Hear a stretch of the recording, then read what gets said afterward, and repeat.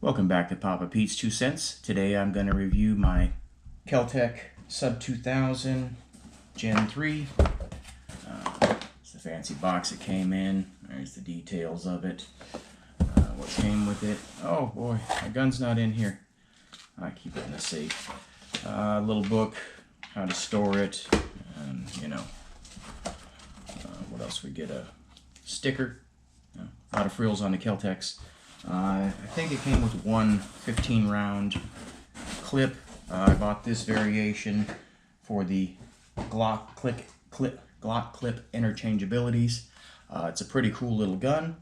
I've only got maybe, I don't know, 30 rounds through it. I just took it out and tested it the one day. I bought it maybe 6 months ago. Anyway, pretty cool little gun. I bought it as a, under the seat gun. See, I don't even know how to use it yet. Here's what differs a Gen 3 from the rest, is that, you see I have an optic on it, and I put a little bipod on there, handle, and rather than just flip straight over, it turns to the side, so you can put your optics in, clip it in place, and that's it, it's ready to go. Pretty cool little gun. I've got a Sig Sauer Romeo S on there. It's a $250 optic. I wouldn't have opted for one so expensive for this gun. It's relatively cheap, 450 bucks. But somebody gave it to me, and I didn't have another use for it. Certainly wasn't going to put it on my AR. But anyway, a really cool little gun. Like I said, this is probably not the original clip now. This is one of my Glock clips. This is why I bought this particular one, because I bought a couple of Glock 19s 31 years ago, a pair of them, and they've never failed me, and so I'm very Glock loyal. But yeah, anyway, just a pretty cool little gun, pretty basic.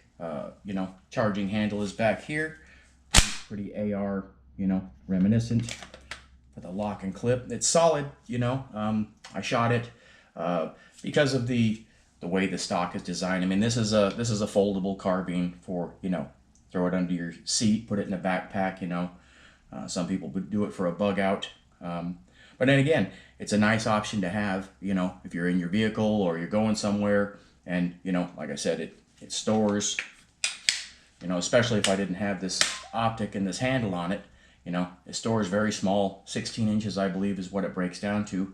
And then I've got a variation of Glock clips, 25, 30, 50 rounders. Don't have a drum because those aren't reliable, but I've got a bunch of them, so I just always thought, might as well match the pistols I carry. And as far as the interchangeability, let's see here. There. This one has a push button one. The older ones, I believe, had a push up and down button that the reviews I looked at, people weren't impressed. But I have a little deal here, so pretty cool, huh? Get on the hood of your truck, for that next bank robbery. You can be ready for it. Anyway, pretty cool little gun. Just to show you the interchangeability, everything works pretty good. The clip doesn't shoot out like some of the higher quality guns, the Smiths and even the Rugers. But this, just to show you, this is my old Glock Gen 2, I believe. I bought this in end of 1992, beginning of 93. No, end of 93, 94. That's it. That's when I turned 21. I keep 10. Oh, this one's overloaded. I usually only keep 10 rounds. I must have had this with me. But with a fully loaded clip, it does require a little bit of pop in, but it's solid, doesn't pop out. The lock is good, the charge is good. And overall, I'm really pleased with it. I put this Sig Sauer optic on there right out of the box. I was shooting about 50 yards. It's a simple red dot. I don't know the magnification, it's not much. It's a glorified iron sight, which, as you see, this gun does not come with, because if you don't put an optic on it, yeah, you're going to want to put some sort of sight system on it. And again, very low recoil because it's just a 9mm. But I tried to buy one of these for the last, I don't know, 2 or 3 years. And it's not that I couldn't have ordered one from Bud's Guns. I order a lot from them. But I had never owned a KEL-TEC. This is my first one. And because of that, I didn't want to get a gun that I couldn't go in the store and touch and feel and caress and, you know, find out the level of quality. One thing on mine, and I don't know if this is standard, because like I said, I don't even know any other KEL-TEC owners. You see there at the handle, it kind of separates. I talked to the factory about it. They said that that's, you know, no big deal is what they said. Send it in if I want, but what are they going to do? Put some super glue on it? It's a non-issue, and like I said, it's not like I'm going to put 1,000,000 rounds through it. This is a if and when needed. Another cool thing, it's got a threaded barrel. Comes with the cover cap. Keep your threads from rusting up. But I don't remember the twist on it. Standard. I doubt I would go through the expense of putting a suppressor on it, because, you know, that would surpass the cost of the gun, which was, I think, like I said, $450 before tax. But for the money and what it is, and most importantly, the fact that it uses my, I must have 40, 50 Glock clips that I've had over the years. I just keep picking them up. You know, my smallest one is, you know, the 17, what are they, 18, 16, 17? I don't even remember. It's been a long time since I've been shooting, you know. It's been a long time, you know, but I think my smallest one is the you know, I don't have any 10 rounders or anything. When I bought this gun, that wasn't a law. When I bought it, it was in California. This is back in the good old days before everything was regulated, and, you know, they didn't want you to have any real ammunition.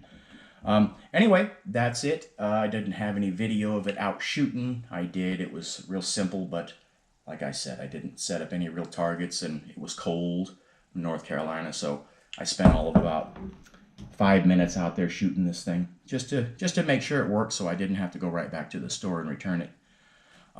Anyway, strong believer in this particular gun. Everything so far so good, and again, I'm basing a lot of that on other reviews. I looked at many reviews before I bought myself. I always research a gun in depth before I do that, so I don't have a lot of, you know, experience myself on this, but it was accurate out of the box.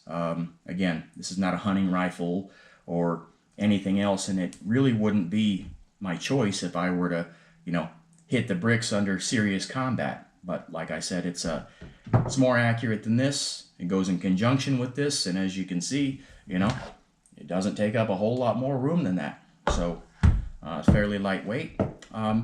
Overall, I'm pleased with it.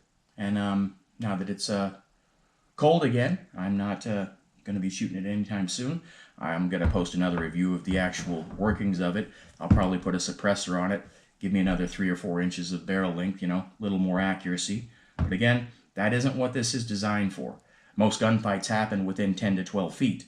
You know, if you ask any police officer, they'll tell you that. So this is just about something a little more reach out and get you than a pistol. Anyway, simple review, short one for today. That's Papa Pete's 2 cents on the KEL-TEC Sub 2000 Gen 3. Thanks, and I'll see you next time.